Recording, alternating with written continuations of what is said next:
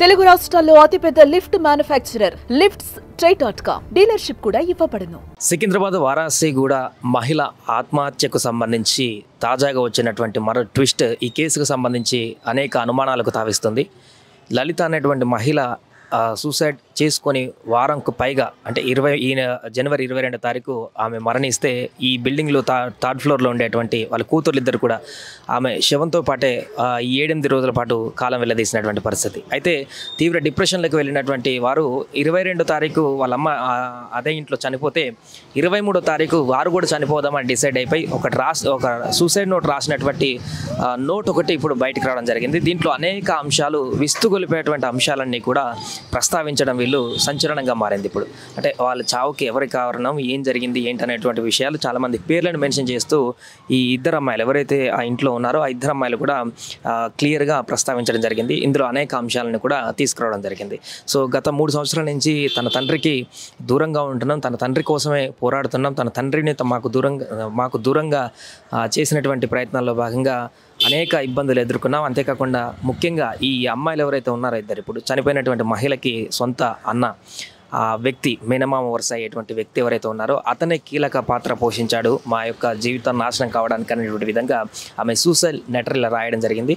పూర్తిగా వారు వాళ్ళ అమ్మ చనిపోవడానికి అదేవిధంగా వీళ్ళు సూసైడ్ అటెంప్ట్ చేయడానికి కారణం కూడా ఆయనే అంటూ కూడా ప్రధానమైనటువంటి అంశాన్ని ఇక్కడ లేవనెత్తినటువంటి పరిస్థితి అయితే కొనసాగుతుంది. అంతేకాకుండా ఈ యొక్క సూసైడ్ లెటర్లో ఊహించినటువంటి అనూహ్యమైనటువంటి ఒక అంశాన్ని కూడా ఈ అమ్మాయిలు ఇద్దరు కూడా ఇప్పుడు లేవనెత్తడం జరిగింది. ఆ ఇంట్లో ఏంటనంటే ఇప్పుడు ఉంటున్నటువంటి రెంట్కుంటున్నటువంటి ఇల్లు ఏదైతే ఈ సూసైడ్ అటెంప్ట్ జరిగినటువంటి ఇల్లు ఏదైతే ఉందో థర్డ్ ఫ్లోర్లో వీళ్ళు ఉంటున్నారు ఇప్పుడు ఇద్దరు అమ్మాయిలు.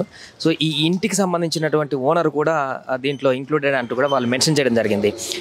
నో బ్రోకర్ యాప్లో ఇది ఇక్కడికి వచ్చి రెంట్కున్నాం అనే విషయాన్ని కూడా వాళ్ళు మెన్షన్ చేయడం జరిగింది.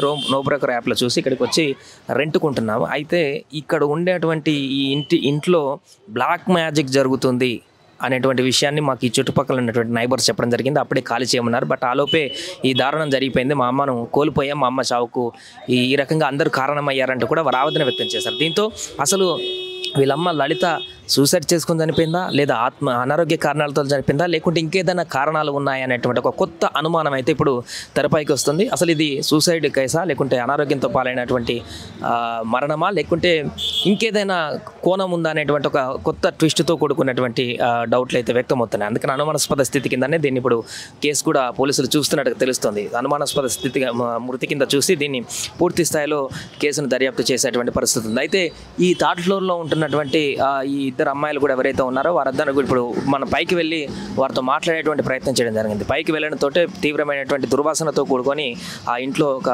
దుర్గంధం వెదజల్లుతున్నటువంటి పరిస్థితి ఉంది. థర్డ్ ఫ్లోర్కి వెళ్ళి వాళ్ళతో మాట్లాడేటువంటి ప్రయత్నం చేద్దామంటే పూర్తిగా లోపల గడియ పెట్టుకొని వారు బయటికి రాకుండా అక్కడికి వచ్చినటువంటి మీడియా ప్రతినిధులతో మనతోటే వారు కొంత ఆవేదనతో డిప్రెషన్లోకి వెళ్ళి ఏడుస్తూ మాట్లాడుతూ తీవ్రమైనటువంటి ఆగ్రహానికి కూడా గురైనటువంటి పరిస్థితి నెలకొంది. దీంతో అక్కడి నుంచి మళ్ళీ మనం బయటికి రావడం జరిగింది. వాళ్ళు ఎట్టి పరిస్థితుల్లో కూడా ఎవరితో మాట్లాడడానికి ఇంట్రెస్ట్ చూపించట్లేదు.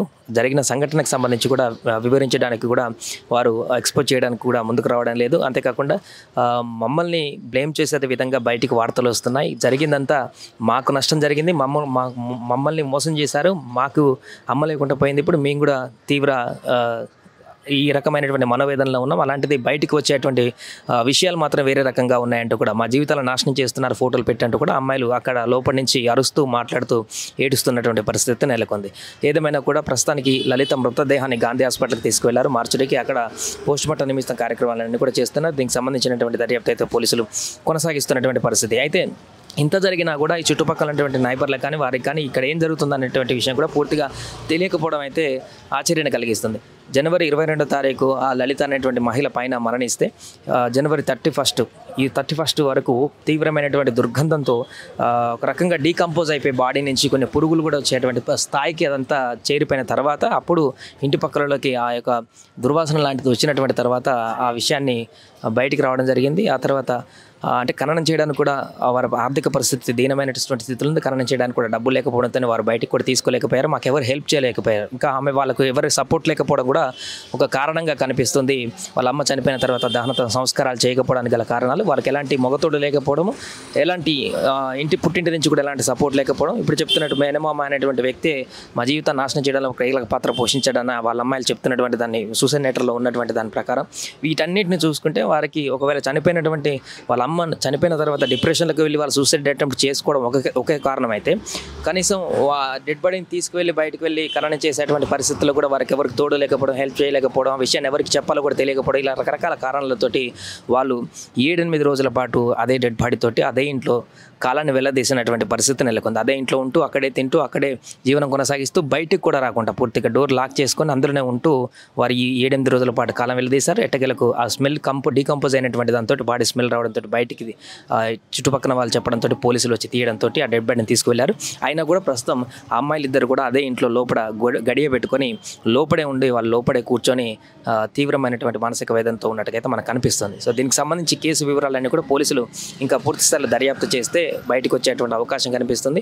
ఏదేమైనా కూడా ఒక వింత కేసుగా కనిపిస్తుంది. అమ్మాయిలు చెప్తున్న దాని ప్రకారం వాళ్ళు రాసినటువంటి సూసైడ్ లెటర్ కూడా ఇప్పుడు బయటకు రావడము, వాళ్ళమ్మ చనిపోయినటువంటి తీరు ఇవన్నీ కూడా చూస్తే కొంత అనుమానాస్పదంగానే కనిపిస్తున్నటువంటి పరిస్థితి. ఎందుకంటే వాళ్ళకు ఈ అమ్మాయిలు ఇక్కడ రెండుకు వచ్చినప్పుడు ఇంటి ఎదురుగా ఉన్నటువంటి కొంత నైబర్లు ఇక్కడ బ్లాక్ మ్యాజిక్ చేస్తారు, ఇల్లు మంచిది కాదని చెప్పేసి వారికి చెప్పారంటూ కూడా ఆ లెటర్లో ఆమె మెన్షన్ చేయడం జరిగింది, ఆ పిల్లలు సూసైడ్ లెటర్లో.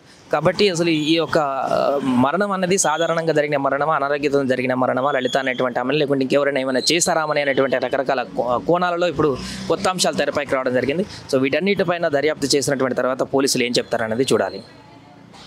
సుమన్ టీవీలో మీ పర్సనల్ అండ్ బిజినెస్ ప్రమోషన్స్ కోసం కింది నెంబర్కి కాంటాక్ట్ చేయండి.